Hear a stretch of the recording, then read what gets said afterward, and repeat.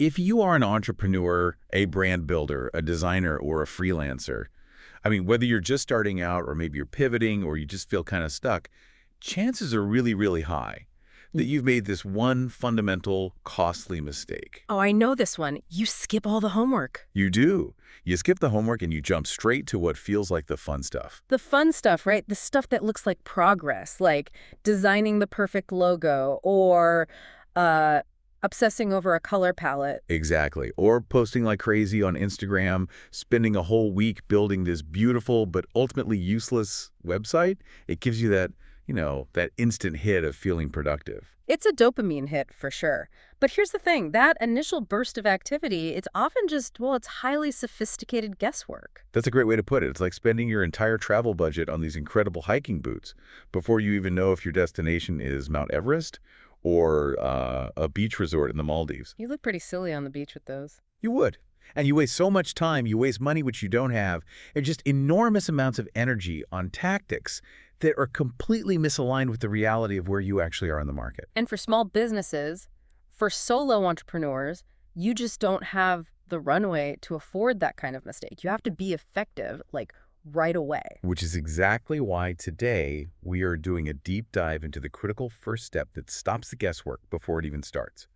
We're talking about the situation analysis. This is the strategic assessment. It's what gives you the clarity you need to actually move forward with confidence. In our deep dive today, it's built entirely around this phenomenal, structured, step-by-step guide. It's specifically designed to transfer real strategic knowledge to freelancers and small business owners. And it's so actionable, it doesn't matter what your marketing background is. Not at all. And we really have to pause and give credit where it's due.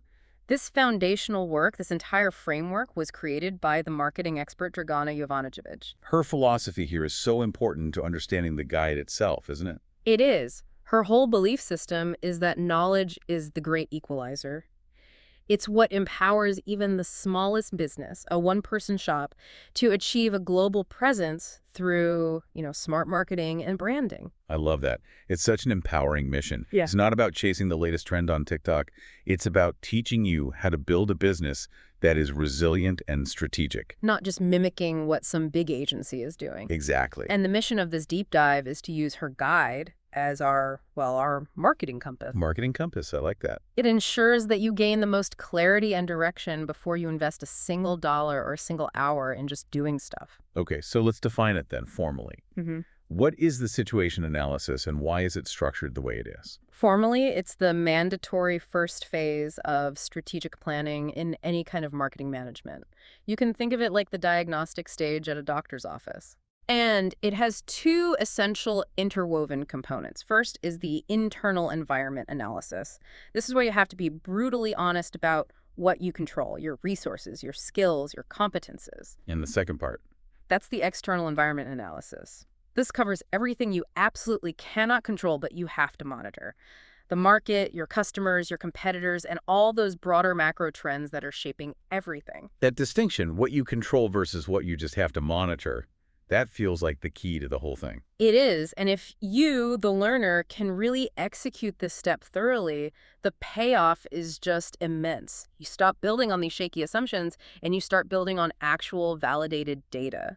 The source material lists a bunch of benefits that really drive home why this is just not optional. It's non-negotiable. You get an objective understanding of your true strengths, not just what you wish you were good at.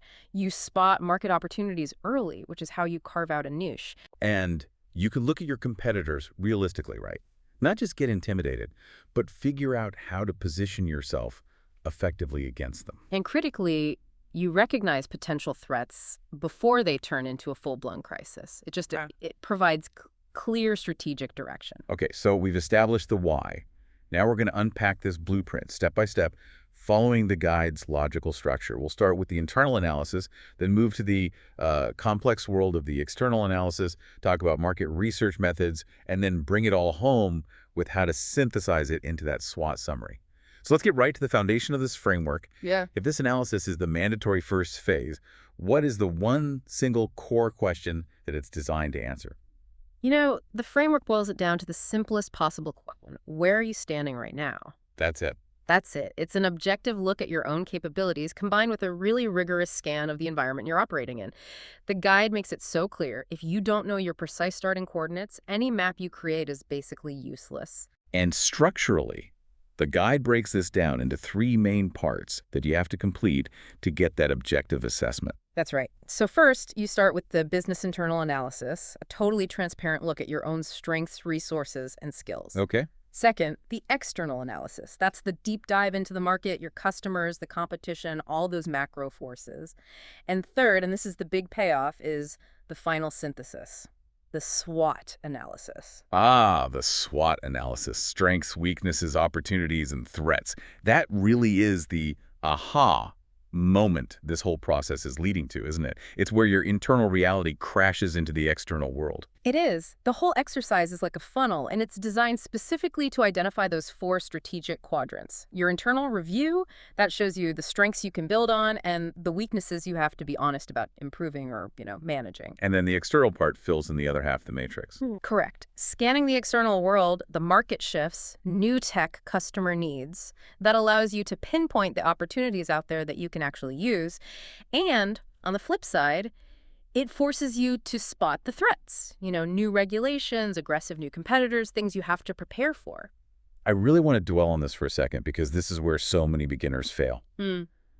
If we get the situation analysis wrong, everything that follows is built on a weak foundation. Oh, absolutely. The guide is crystal clear on this. Your entire marketing strategy, what you offer, how you price it, the content you make, how you advertise, all of it must come from this foundation. Otherwise, it's just guesswork. It's the difference between investing and gambling. I mean, think about the risk. Let's say you're a freelance writer. During your analysis, you realize your biggest weakness is that you're slow. Your project turnaround is just not great. Yeah. If you ignore that and you jump straight into a high-volume ad campaign to get more clients, you've just amplified your weakness, not your strength. Yeah. You'll deliver poor work, you'll get bad reviews, and you will have effectively paid money to destroy your own reputation. That is a very powerful way to frame it. You might also position yourself directly against a competitor's biggest strength, which is a battle a small player can almost never win. Or you miss a huge emerging opportunity like a new platform niche because you were just too focused on your own stuff. Strategy, at its core, is about playing to your strengths in a favorable environment. And you can't define that strategy until you thoroughly define both. So part one is the clear takeaway. Stop guessing, start diagnosing. Now let's move inside. For a solo entrepreneur, I guess that means looking inside your own skills, your own bank account. Your own desk, even. It's time to get brutally honest. Okay, let's unpack this internal environment analysis. The objective self-assessment. Looking at your skills, resources, knowledge, experience. This is where you figure out what makes you different and valuable in a really crowded marketplace. And this is often the hardest part, right? Because we tend to self-assess based on emotion or what we wish we were good at, not the cold, hard reality. So true. So the framework starts with something concrete: resource analysis. Resources are the quantifiable, measurable assets you have. They're your ingredients. And the guide organizes them into four categories that are super relevant for any digital entrepreneur. Okay, let's break down those four types. We can start with the foundation, human resources. Right. This is your skill set, your education, your direct experience, and this is critical. Your mindset, your persistence, your ability to learn. If you're a small agency, it's your team. If you're a freelancer, it's just you. So what coding languages do you know? Mm. How good are you really at design? Do you have a certification in Google Ads? These are measurable things. Exactly. Then next up is the one that often dictates everything else: financial resources. And the critique rightly pointed out, we need to go deeper here than just saying how much money you have. Yes. Financial resources aren't just the cash in your bank. They represent your flexibility, your ability to maneuver. A healthy financial resource means you can afford the right software, or you can invest in advanced training, or, crucially, you have a budget for testing paid ads. And what's the strategic implication if that resource is limited? If you're on a shoestring budget, your strategy has to be driven by low-cost, high-leverage activities. For example, instead of risking €1,000 on meta ads, a smart entrepreneur with no cash would prioritize building a robust email list or creating amazing SEO content. The operational cost is lower, even if the time investment is higher. Your financial reality dictates your channel strategy. Okay, third is physical resources. For a digital business, it's easy to overlook this, but your equipment is non-negotiable. Totally. Think about the assets that let you do the work. Your laptop, your internet speed, the quality of your camera or mic if you do video, even your chair. If your laptop is constantly freezing, that's a physical weakness that directly becomes a business weakness. You're delivering service slower.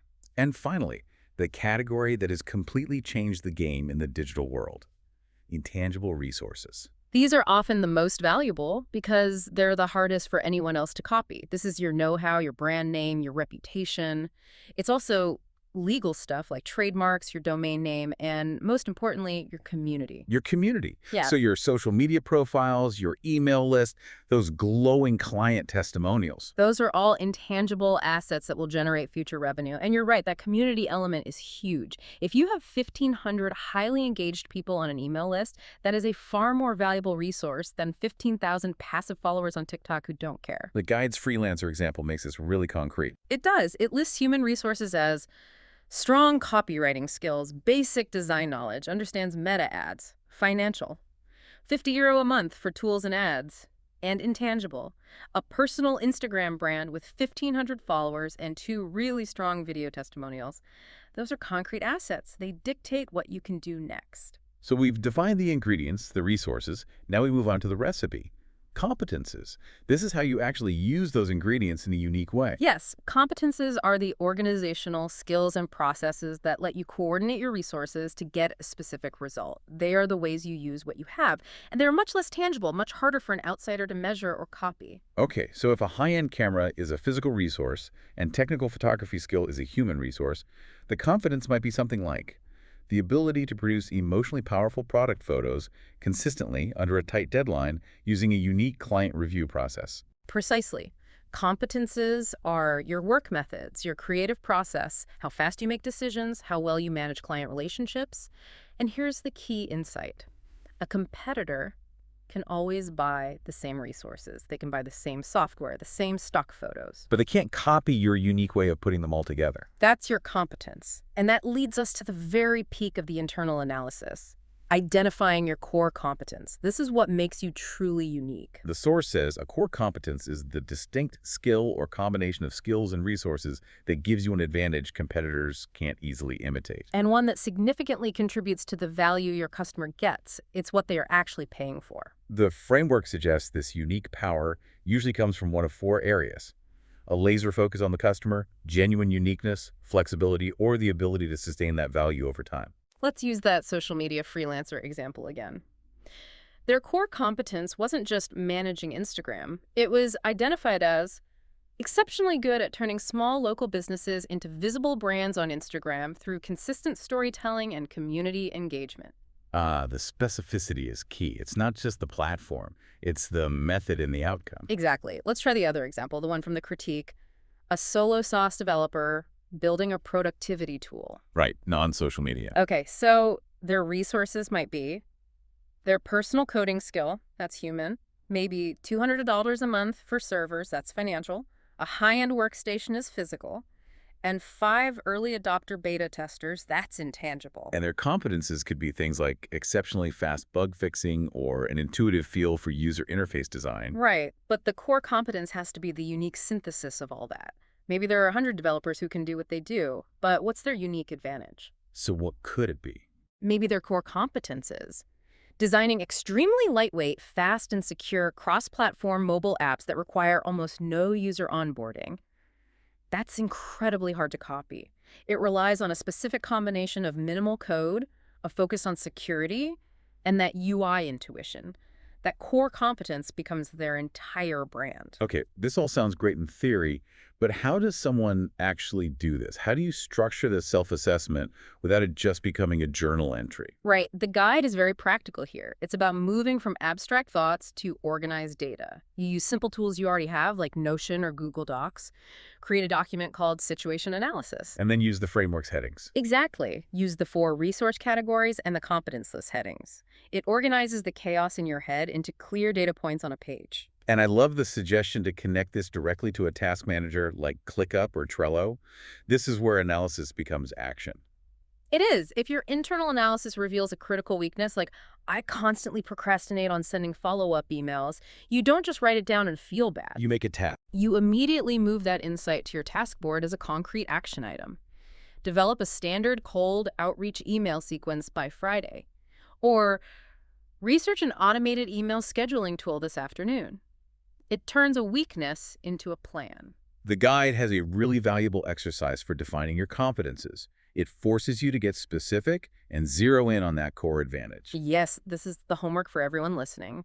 Under your competences heading, write down the answers to 3 prompts. First, what I consistently do better than most people or competitors I know. Okay. Second, what do my clients or customers praise me for without me asking? And third, what task related to my field do I actually enjoy doing the most? That third one, that's Yeah. the golden ticket, isn't it? If your competence is something you love, you'll naturally get better at it, making that advantage sustainable. It's so much harder to compete with someone who is genuinely passionate. Once you have those lists, you look for the combination that defines your core competence, and that completes the internal loop. You've assessed your assets, defined how you use them, and found your unique, sustainable advantage. Okay, we've taken control of the internal environment. Now we have to step outside the business, into the external world. These are the factors we can't influence, but we absolutely must monitor. This is where we find the opportunities and the threats. This analysis is your shield and your telescope. It stops you from being blindsided by, say, a new regulation, and it helps you spot an emerging market before everyone else does.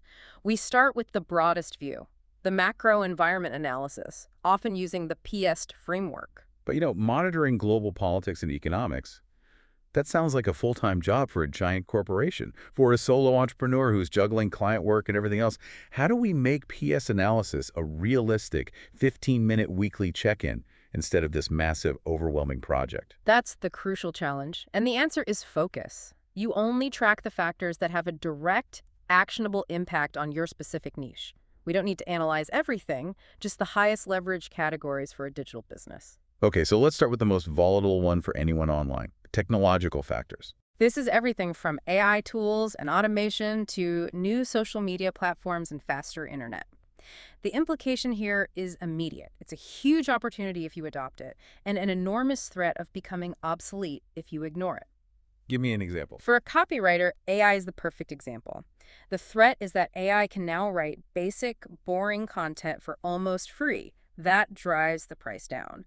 But the opportunity is the massive new demand for strategists who can write excellent prompts for the AI or who can edit the AI output for tone, accuracy, and brand voice. So technology eliminates the low-value work and creates new, higher-value specialized roles. Exactly. If you're not continuously learning, that new technology becomes your direct competitor. Okay, next step. Political and legal factors, the rules of the road. This is so important for anyone operating online, especially across different countries. You have to monitor regulations like GDPR in Europe, local consumer protection laws, changes to advertising rules on Meta or Google, and data privacy laws. And this can impact your strategy directly.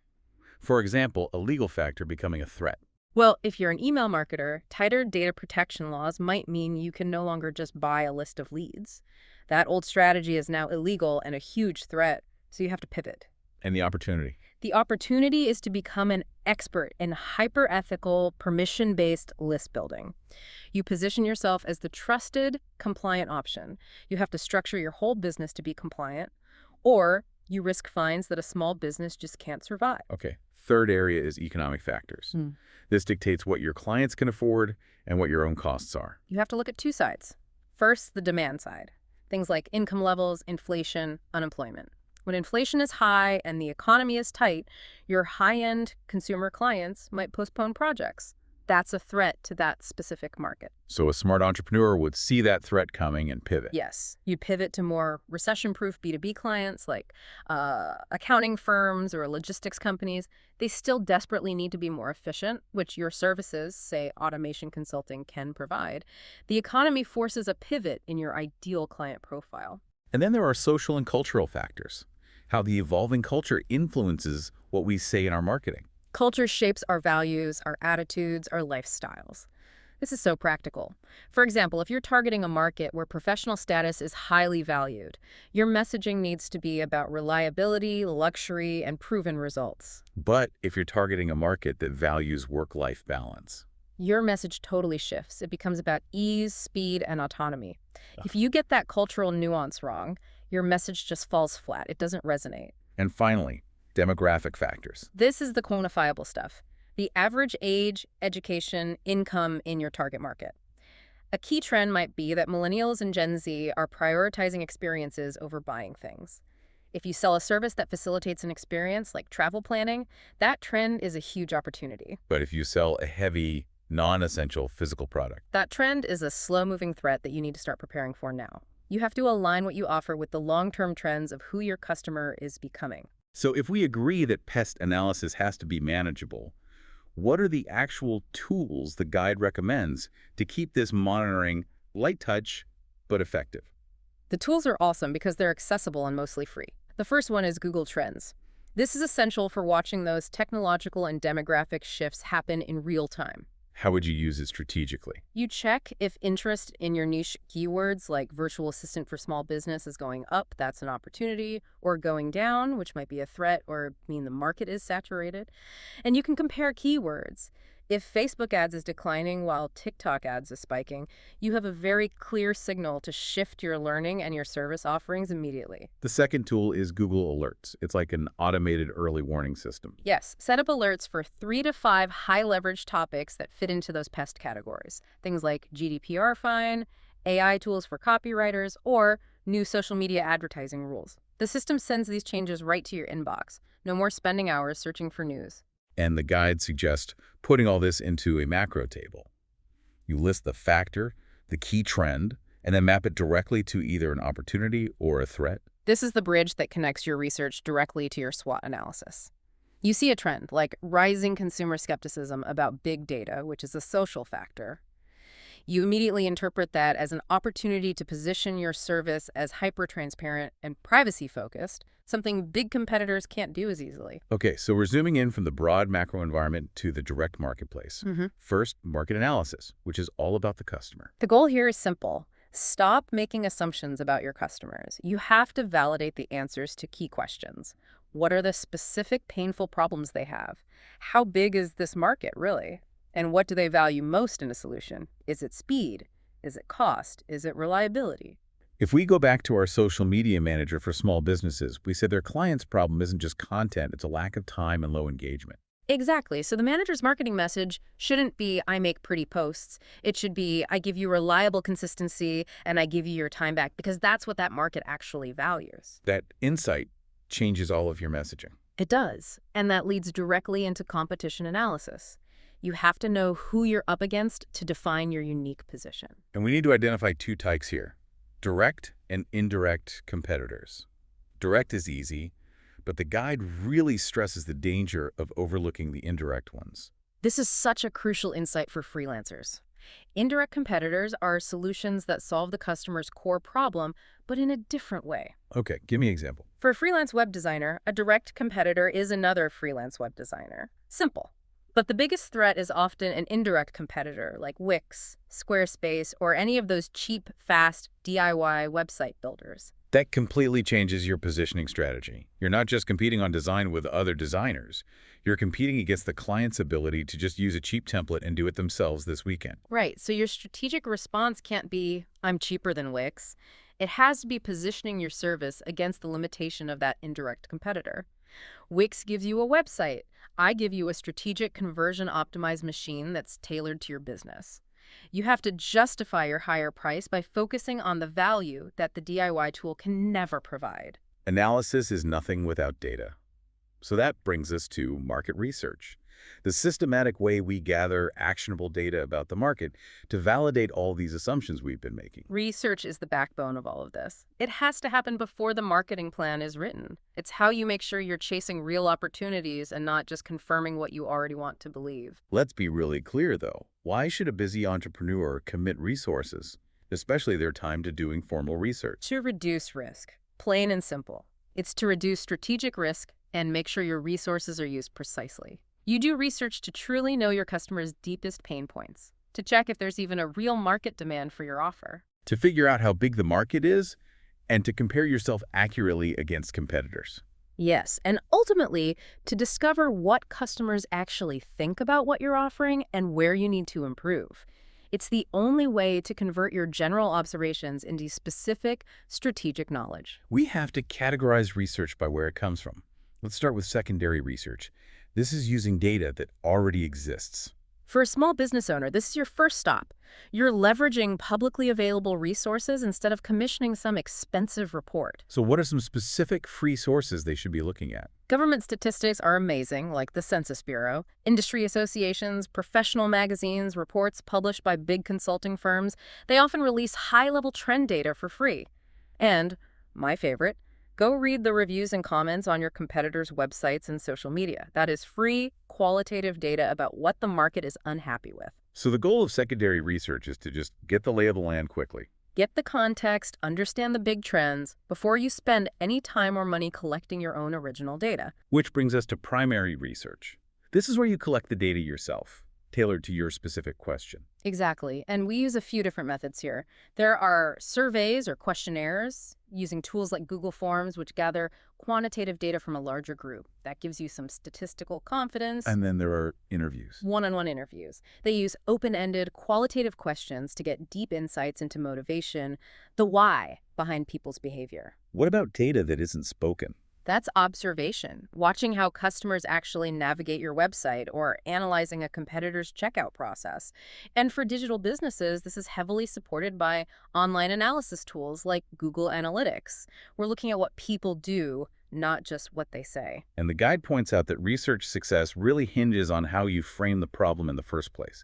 You have to translate these vague business desires into clear information needs. This translation step is everything. A business problem is the outcome you want. We need to increase sales with our current budget. That's the ambition. But the research problem defines the information you need to get there. So increased sales has to be translated into something like, identify the top 3 reasons that are currently preventing our sales from growing. That specificity is what guides your entire data collection. Once you have that research problem, you create hypotheses. These are your educated guesses that you want to test with data. So for the sales barriers problem, our hypotheses might be, our campaign creative isn't effective, or our customer service is too slow, or maybe our pricing is perceived as too high. And your research is designed specifically to prove or disprove those assumptions. The guide is very clear that before you launch any research, you have to make sure your questions cover the core strategic ground. You need to confirm demand, estimate market size, understand what customers really want, and determine their purchasing power. If your research doesn't answer these strategic questions, it's just trivia. It's not actionable. Okay, let's get granular with the tools. The critique mentioned wanting more detail on how to use them strategically. Let's start with surveys, Google Forms, Typeform. How do we design a survey to get strategic data? The secret is to design non-leading questions that test your hypotheses. Don't ask a leading question like, do you like my affordable service? Right, because everyone will just say yes to be nice. Exactly. Instead, ask something like, if you were looking for a solution to problem X, what is the absolute most you would be willing to spend before you just decided to try a cheaper DIY alternative? That is a huge shift. You're testing price sensitivity and the real value proposition against your indirect competitors. You're testing value perception, not asking for validation. Then you share the survey in relevant online groups or with your email list. And the most crucial step is analyzing the spreadsheet. You don't just count the answers, you look for patterns. What kind of patterns? Which problems are people describing in the exact same words? What specific language do they use to talk about their challenge? That language becomes the core of your future copywriting. What's the most common price range they mention? That helps you set your pricing. Okay, now let's move to web analytics, specifically Google Analytics. Yeah. This is powerful because it shows actual behavior, not just opinions. Yes, you need to know how people are interacting with your site. Key metrics to check are, which pages are most visited, where are visitors coming from, social media or search.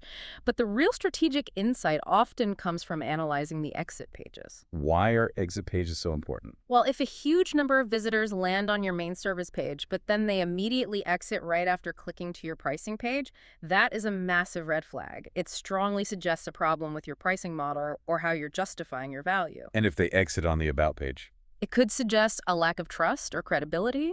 Maybe you need more testimonials or a clearer story. That insight tells you exactly where you need to focus your optimization efforts. And finally, using social media insights from Meta or TikTok. The built-in analytics are great for demographics and figuring out the best times to post.